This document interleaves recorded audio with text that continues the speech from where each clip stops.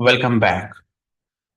तो last time हमने database को बना लिया था और डेटाबेस को बनाने के बाद हमने अगला प्रोसेस जो हमने रखा था वो ये था कि हम अपने डेटाबेस में डाटा को इंसर्ट करवाएंगे। अब मैं आपको इसको भी थोड़ा पेंट से एक्सप्लेन कर देता हूँ। स्ट्रक्चर बना के हम किसी अच्छे सॉफ्टवेयर पर नहीं जाते। कीप इन माइंड कि ये मेरे पास मेरी एक वेबसाइट है, मान लो। ठीक है, मेरी वेबसाइट यहाँ क्लाउड एप्लीकेशन है। ठीक है, एप्लीकेशन। उसके बाद यहाँ पर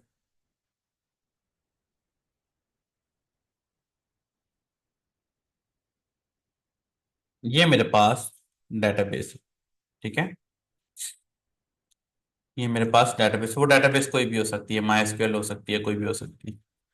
अब यहां पर अगला प्रोसेस आ जाता है भाई कि ये मेरी वेबसाइट और डेटाबेस का, अगर मुझे डाटा को वेबसाइट के ऊपर लेकर आना है थ्रू डेटाबेस से, तो मुझे यहां पर एक कनेक्शन बनाना पड़ेगा। ठीक है, वो कनेक्शन क्या करेगा दोस्तों?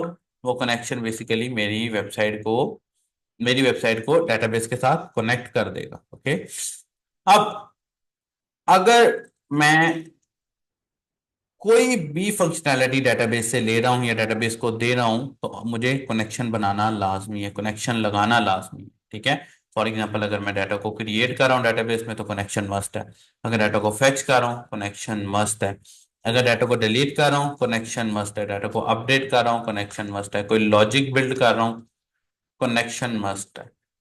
मतलब कि जितनी दफा मैं अपनी डेटाबेस के साथ कोई भी जो है प्रोसेस बनाऊंगा तो मेरा ये कनेक्शन मस्ट होगा। जैसे कि अब हमने डेटाबेस में डाटा को इंसर्ट करना है तो यहां पर भी मुझे कनेक्शन लगाना पड़ेगा। डेटाबेस के अंदर कनेक्शन लगाने के लिए आप यहां पर एक वेरिएबल क्रिएट करवाइए। मैं यहां पर नीचे लिख देता हूं कनेक्शन विद डेटाबेस। यहां पर एक बड़ी लॉजिकल सी बात है, आप लोगों ने तो गौर से देखनी है। मैं CN लगाता हूं माई एसक्यूएल कनेक्ट और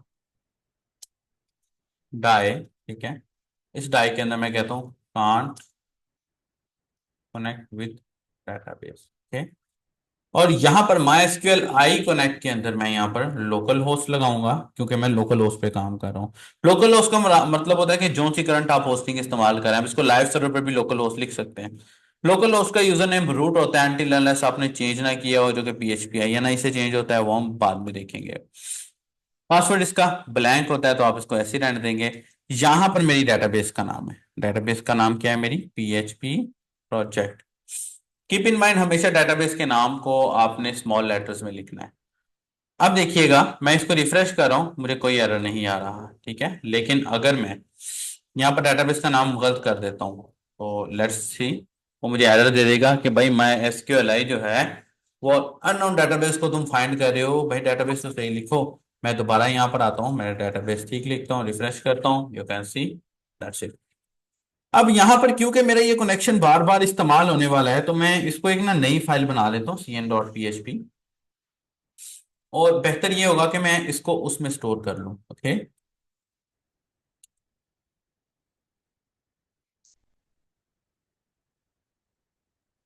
दिस वन।